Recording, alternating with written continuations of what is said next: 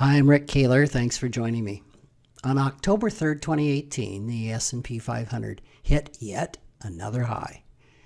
This left those who believe in timing the markets wondering if maybe they should just cash out because the end's got to be near. Well, just 7 days later, the index fell just over 4% in just 2 days, which totally seemed to confirm those fears. Now, certainly, the market is going to eventually decline in far more than 4.3%. It'll slip into a bear market with a probable decline of 20 to 50%. This is just a given. And if history repeats itself, which is highly probable, the market will eventually recover the lost ground and go on to new highs. Stocks have a long-term positive expected return regardless if they're at all-time highs or at all-time lows.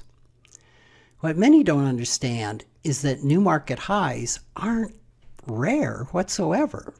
A recent survey completed by Dimensional Fund Advisors found that in the 1100-month period from 1926 to the end of 2017, stocks hit all-time highs in 33% of those months.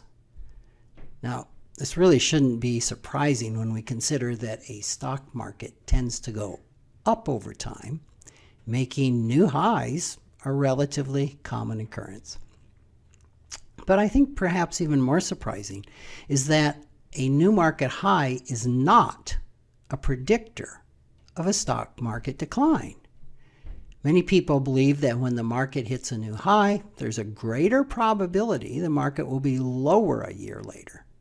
The truth is that there's a greater probability the market will be higher in 1 year. According to the DFA study, stocks were higher 81% of the time 1 year after hitting a new high versus only 75% of the time when no new high was reached. If we look ahead 3 to 5 years, there's an 84 to 87% chance that the stock market will be higher, regardless of whether the market hit a new high or didn't. This is one reason why attempting to trade the markets can be so dangerous. There is no reliable way to predict when markets will decline or accelerate. And because the stock market tends to move up very suddenly, being out of it can cost you big time.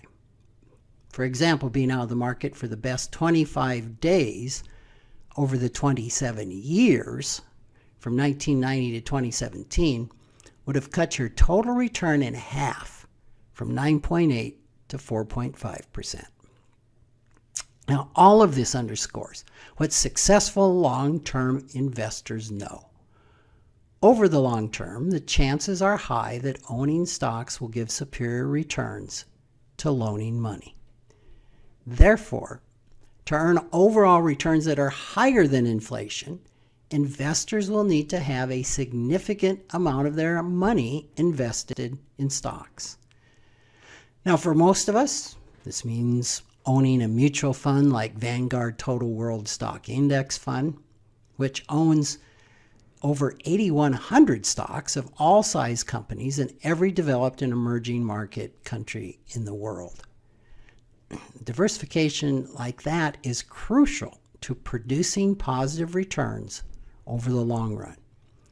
Successful investors also know never to panic and sell when markets are crashing. They know that they can't control the markets. They know that attempting to anticipate market fluctuations will only result in increased anxiety and lower long-term returns. So instead of trying to time markets, they pay attention to things they can control, like expenses, turnover, taxes, and fees and commissions. And I've done a lot of videos on all of those subjects. So will this current longest running bull market in our history continue to hit new highs? Well, the data tells us there's an 85% chance it'll be higher next year at this time. Of course, at some point, the 15% probability that it will be lower will happen. We just don't know when.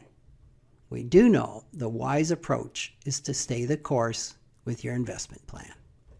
Thanks for joining me.